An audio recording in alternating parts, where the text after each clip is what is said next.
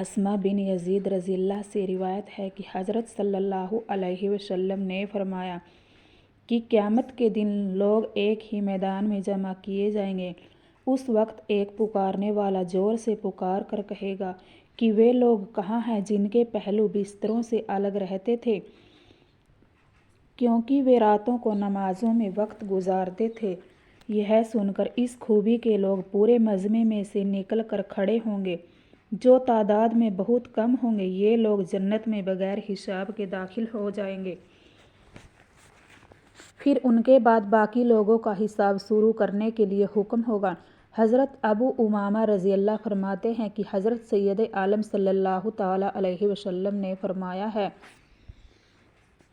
کہ میرے رب نے مجھ سے وعدہ فرمایا ہے کہ تیری امت سے 70,000 بلا حساب کتاب جنت میں داخل ہوں گے، جن پر کوئی عذاب نہ ہوگا۔ ہر 1000 کے ساتھ 70,000 ہوں گے جو اسی بڑائی سے نوازے جائیں گے، اور 3 لپ میرے رب کے لپ بھر کر بھی جنت میں داخل ہوں گے۔ شفاعت والی حدیث میں ہے کہ سرور عالم صلی اللہ علیہ وسلم نے فرمایا کہ عرش کے نیچے اپنے رب کے لیے سجدے میں جا پڑوں گا، پھر اللہ مجھے اپنی وہ حمد اور عمدہ تعریف بتا دے گا جو مجھ سے پہلے کسی کو نہ بتائی ہوگی۔ پھر اللہ کا ارشاد ہوگا کہ اے محمد اپنا سر اٹھاؤ اور سوال کرو، تمہارا سوال پورا کیا جائے گا، اور سفارش کرو، تمہاری سفارش قبول کی جائے گی۔ چنانچہ میں سر اٹھاؤں گا اور یا ربی امتی، یا ربی امتی، یا ربی امتی، اے میرے رب میری امت، ہے میرے رب میری امت، اے میرے رب میری امت کہوں گا۔ اسی لیے مجھ سے کہا جائے گا کہ اے محمد اپنی امت کے ان لوگوں کو جنت کے دروازے میں سے داہنے دروازے سے جنت میں داخل کر دو جن سے کوئی حساب نہ ہوگا۔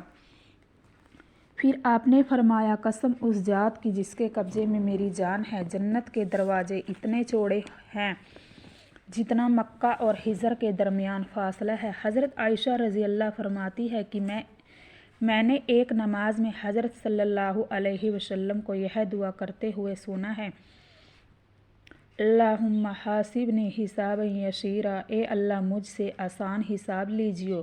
میں نے عرض کیا کہ اے اللہ کے نبی آسان حساب کا کیا مطلب ہے؟ ارشاد فرمایا آسان حساب یہ ہے کہ اعمال نامے سے آنکھیں بچا کر منہ پھیر لیا جائے اور چھان بین نہ کی جائے۔ یہ سچ ہے کہ جس سے چھان بین کر کے حساب لیا گیا وہ ہلاک ہو گیا۔ حضرت عائشہ رضی اللہ سے یہ بھی روایت ہے کہ نبی اکرم صلی اللہ علیہ وسلم نے ارشاد فرمایا ہے کہ قیامت کے دن جس سے صحیح معنی میں حساب لیا گیا یہ برباد ہو کر رہے گا۔ یہ سن کر میں نے عرض کیا کہ اے اللہ کے رسول، اللہ تعالیٰ فرماتے ہیں فَسَوْفَ يُحَاسَبُ حِسَابًا يَسِيرًا، جس کے داہنے ہاتھ میں اعمال نامہ دیا گیا سو اس سے بہت جلد آسان حساب ہوگا۔ اس سے معلوم ہوا کہ کچھ حساب دینے والے ایسے بھی ہوں گے جو نجات پا جائیں گے۔ حضرت صلی اللہ تعالیٰ علیہ وسلم نے اس سوال کے جواب میں فرمایا آسان حساب سے صحیح معنی میں کھود کرید اور چھان بین والا حساب مراد نہیں ہے، بلکہ آسان حساب سے یہ مراد ہے کہ بندے کے سامنے صرف اعمال نامہ پیش کر کے چھوڑ دیا جائے، لیکن جس کی چھان بین ہوئی وہ تو برباد ہی ہو کر رہے گا۔